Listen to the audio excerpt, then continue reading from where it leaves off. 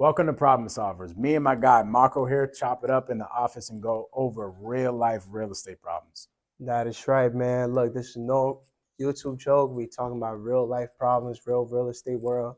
We're not going over the stuff that the regular YouTubers be talking about.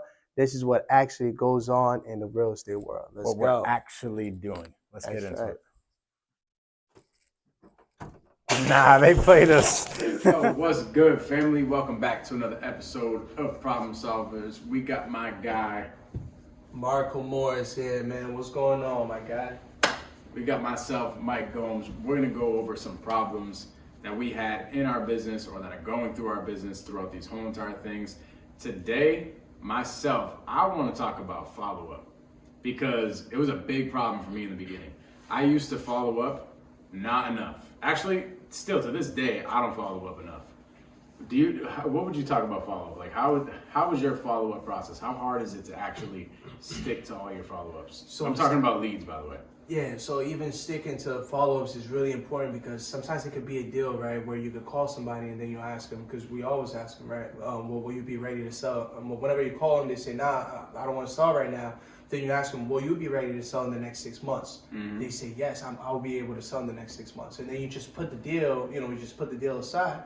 And then you forget a follow-up throughout, for the next 6 months, every single week, whether that's through a text or whatever. Mm-hmm. And then somebody else just ends up, just coming in like right at the end of the 6 months, or you follow up for the next two months, and then you forget to follow up for the remaining months. And then closer to the 6 month period, somebody else that never even hit them up before, because you've already seasoned them, right? Mm-hmm. Somebody else that never even followed up before just hops in, sends that one text, and boom, they're locking in the contract. They get it done. So, dude, I can't tell you how many times I've looked at a deal, like let's just say it's on Facebook or Zillow or something like that, and I see it sold, and I'm like, damn, I saw that freaking address going on our CRM like 3 months ago. What happened?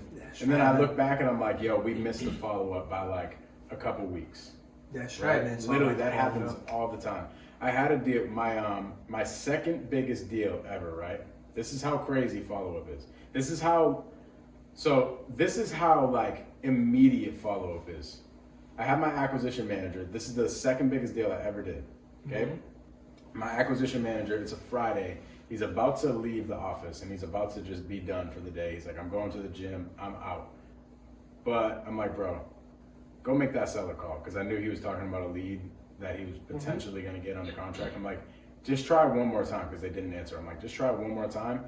He ends up calling them. They answer. He gets it under contract, right? That Friday, as he was about to leave the office, okay?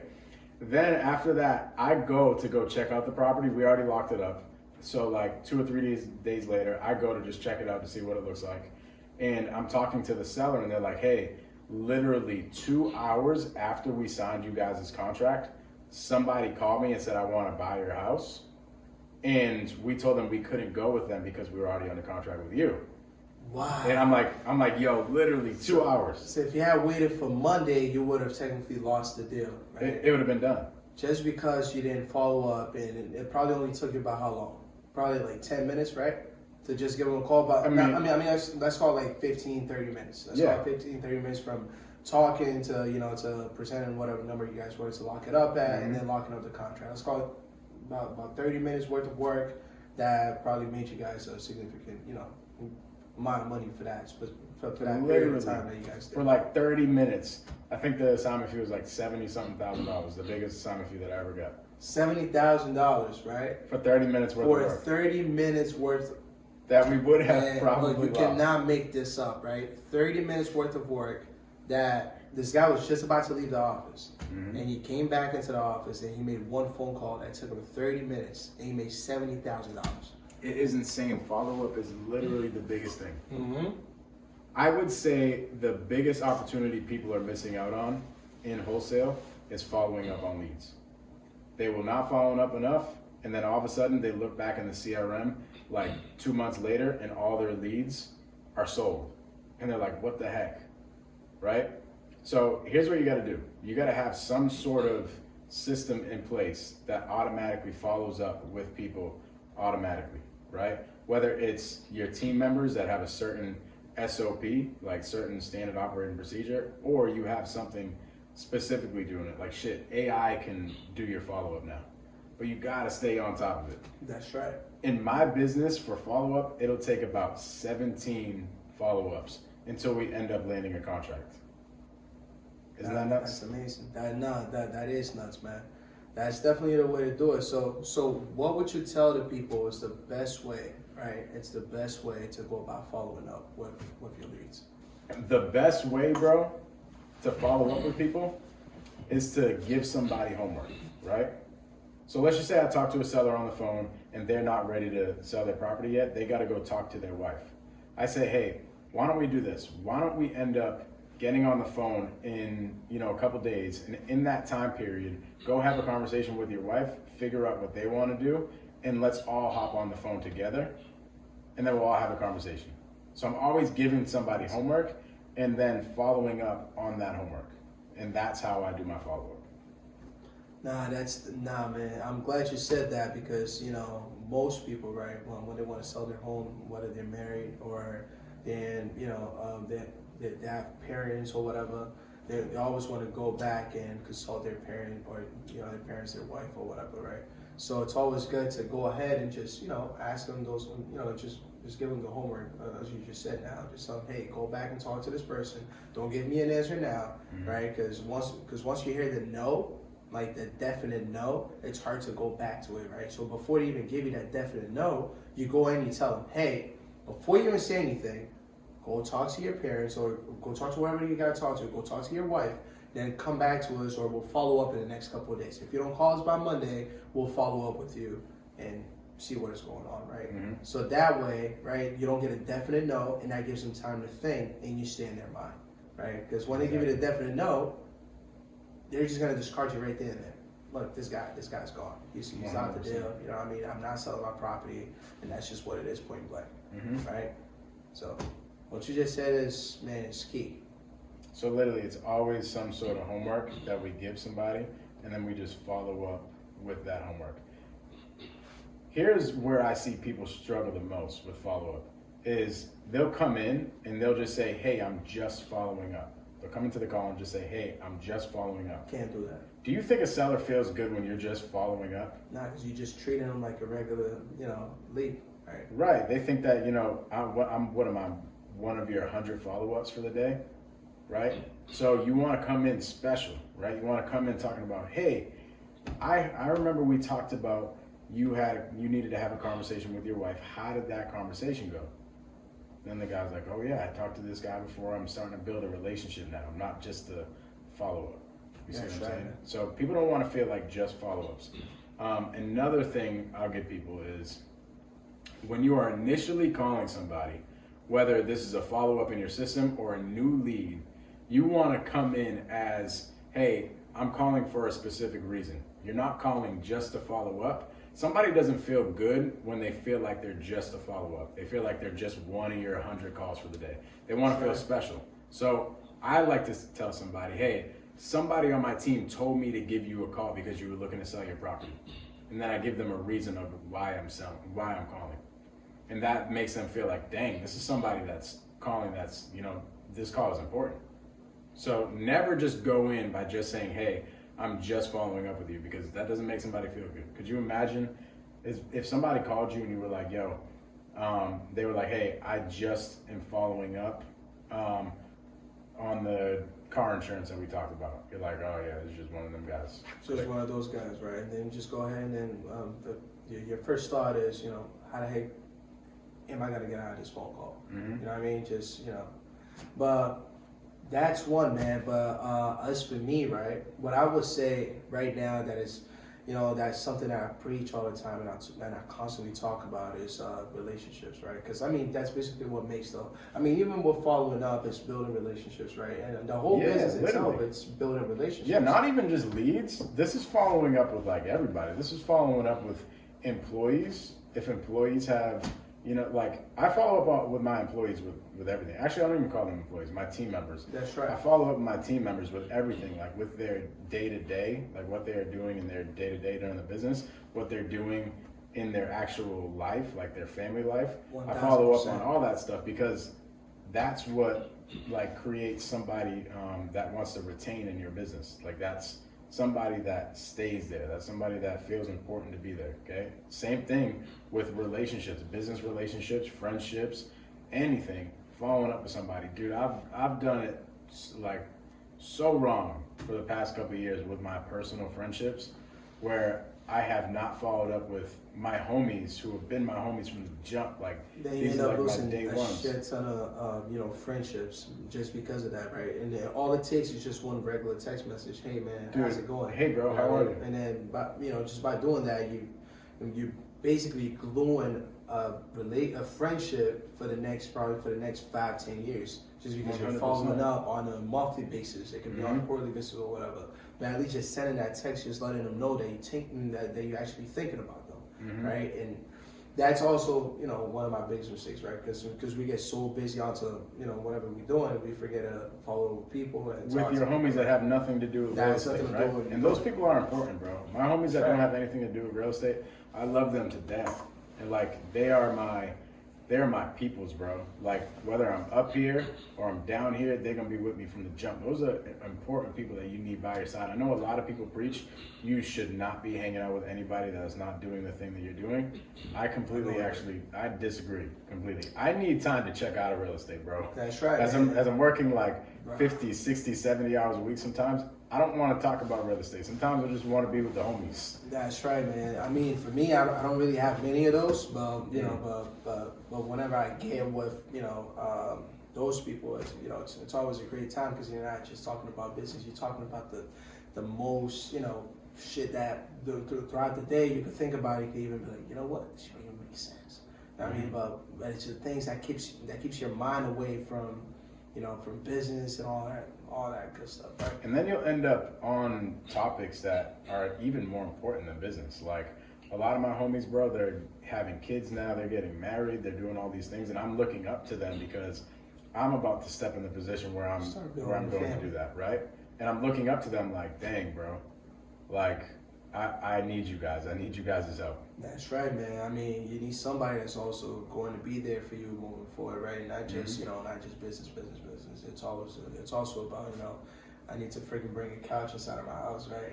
Right. Because when you need to bring a freaking couch inside of your property, Right, my cash buyers are going your cash buyers aren't going to be over there trying to help you out, right? So Right, it's one of your homies, what I'm saying, that they met a long time ago that you're going to actually call like, you know what? Hey, man, I need help to bring something out of my house, right? That's just one example. But, just touching back on relationships, right? One thing that I would really want to stick to, and when I talk to relationships, I would want to mention the fact that, not a lot of people has the right intentions, right? When you're trying to build relationships, right?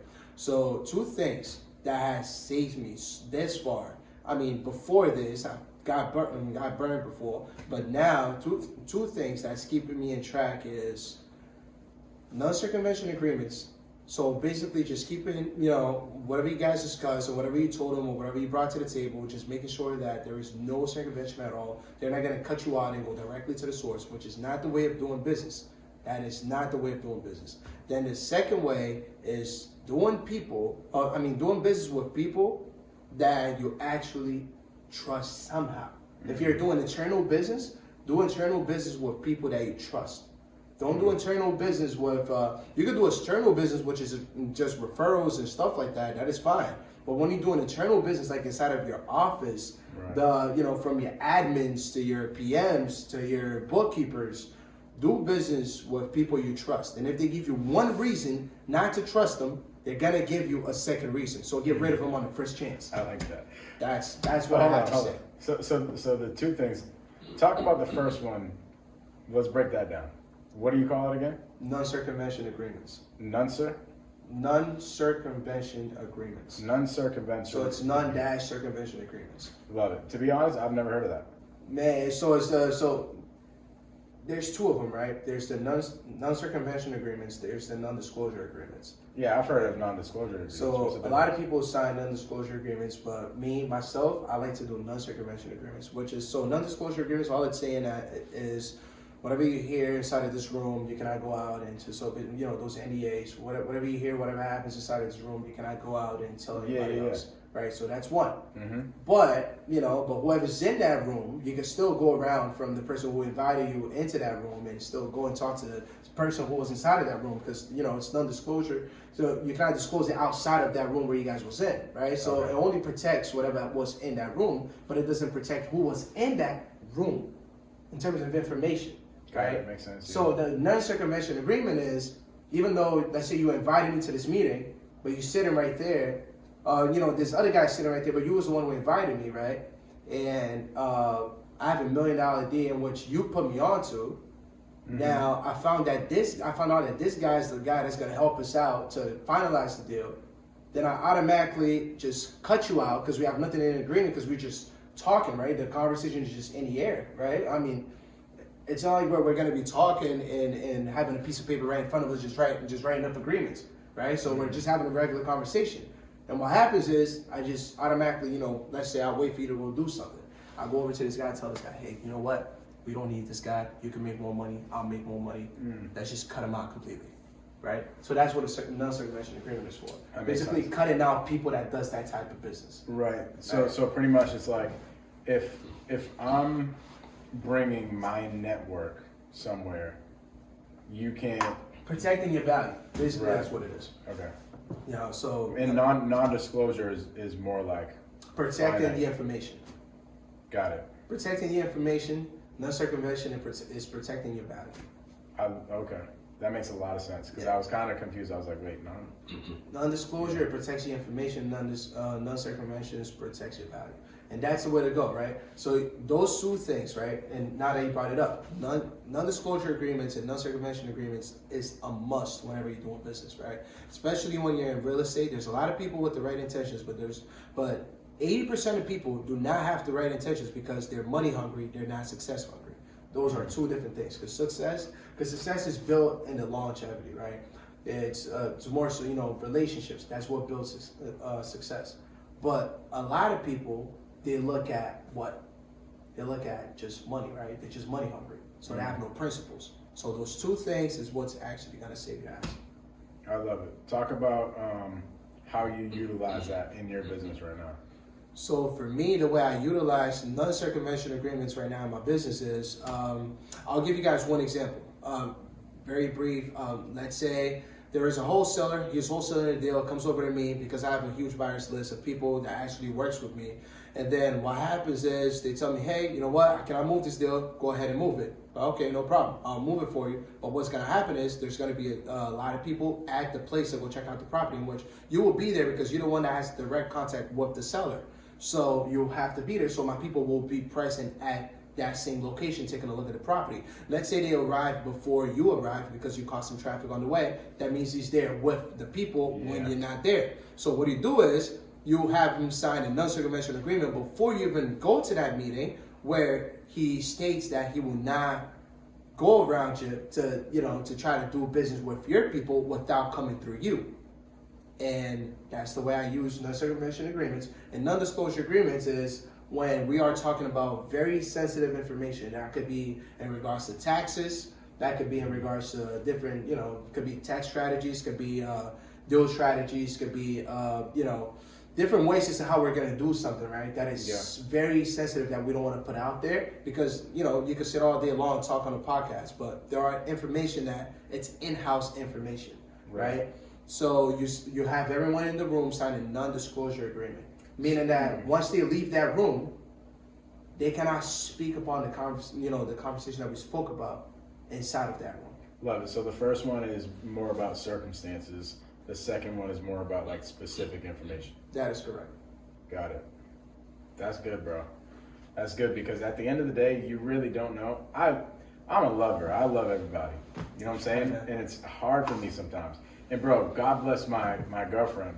If it wasn't for her, I'd probably get screwed over on a lot of deals or whatever the case is because she pushes me to do things like that. She's like, no. You don't understand. There's people out here that really do not care. The majority of people do not love people like you love people. For me, I'm actually on the other side of the road. You see what I mean? For me, I'm on the other side of the road where she says, you need to start trusting people. You need to start, giving people a chance. And for me, I'm like, no, hell no. You know what I mean? I'll trust you. I mean, I believe you, but I don't trust you. You know what I mean? I believe that you're going to get the deal done. I believe that you're going to, be a great add-on to the team. Right. But I don't trust you until you prove me that I should trust you. Right? Because, man, the further you go into real estate, the deeper you get, developments, fix and flips, or whatever the heck you want to get into, wholesaling, you're going to notice that a lot of people don't do the right business. They're just money hungry. Especially in wholesaling, you're going to notice that all day long. Fix and flipping is pretty straightforward. You buy the property, it could be from a wholesaler, whoever. You buy the property, you renovate the property, then you resell the property. So it's pretty straightforward. Right. But in wholesaling, there's a lot of moving pieces. Sometimes you're doing a deal that contains like 4 or 5 different wholesalers inside of that one deal, just based off of referrals. Just go wholesaling from one to the other, right? Just sprinkling down from one person to the other. Next, then in situations like that, a lot of mistakes can happen. Right. And a lot of circumventions. Way too many. One feeling like they should be getting important, just getting paid more than the other. One feeling like, something is not fair because they did a little bit more legwork, right? But they had agreed upon a number prior to even doing so, right? So that happens. That makes a lot of sense. I would say one of the biggest lessons that I have learned from just relationships and business is to do good business myself, and it will come back to you. So I'm a big believer in you reap what you sow. I agree. So whatever I sow into this universe is going to come back in some sort of way. I agree, man. But with that being said, you do have to know that right paperwork. Exactly. Make sure you have the paperwork. Like, it's cool to have all these things. You reap what you sow, but at the end of the day, you need to have paperwork. And also another thing that can also save you guys, right, is having your attorney on retainer. Having an attorney on retainer is key. You must do that. You can have an attorney that can represent you deal per deal, but you also need an attorney that reads over your promissory notes. That could be just money being taken in for the company, not for a specific deal. It could be for working capital or whichever you want to use it for. It could be for a non-circumvention agreement. And right now I'm using Rocket Lawyer. Rocket Lawyer for my non-circumvention agreements. And then I have my attorney look it over before I send it over to the person who's going to sign it. So 2 things. Having a lawyer on retainer is a must. And using some sort of software that, let's say you need to use it quickly, some sort of software that can do it, that can generate it, in a matter of seconds or in a matter of minutes for you. But you need to have some sort of, way of verifying all your paperwork before you put it out. This is something that most people do not talk about. The number one place where I learned most of my information from for all these deals is attorneys. So I'm talking about like creative finance, contracts, the whole thing. That's where I learned all my information. I go to my attorney and I say, hey, we have this problem here. What can we do to solve it? And they come up with some sort of creative solution. My attorneys have given me more information than any mentor has. Bro. It's a hack. I hate you on that, bro. I actually just texted my attorney before this. I called her. She didn't pick up the phone. I sent a text. I was like, hey, man, who told you to be my best attorney? Right? Of course, I'm going to be blowing up your phone. She said, hey, you know what? I'm going to give you a call in a matter of, a couple of seconds. That's about the situation where I was, where I just consulted you about a couple of minutes ago. And, it's building a great relationship with your attorney where you can call her after hours, call her on the weekends. It's really essential. You need that. You need to build a relationship with your attorney, and where you can just give her a call at any moment given and just ask questions. Ask questions. That's what's going to save you at the end of the day. Asking questions, right? There's no stupid questions. Every question has some sort of foundation with it. That, every question, one question could save you $5 million, $10 million, right? Because it could be, not a $5 million worth of profit, but it could be a $5 million worth of freaking lawsuits. So You pick your poison. This was another episode of Problem Solvers. We appreciate y'all watching. Go follow my man Marco. Where you at, bro? I'm on IG, Marco Morais _95. Go follow myself at the Mike Gomes on Instagram, on YouTube. Do all the things. We appreciate y'all. Like this video. Subscribe to the channel. We're going to catch y'all next week. Peace out. Let's go.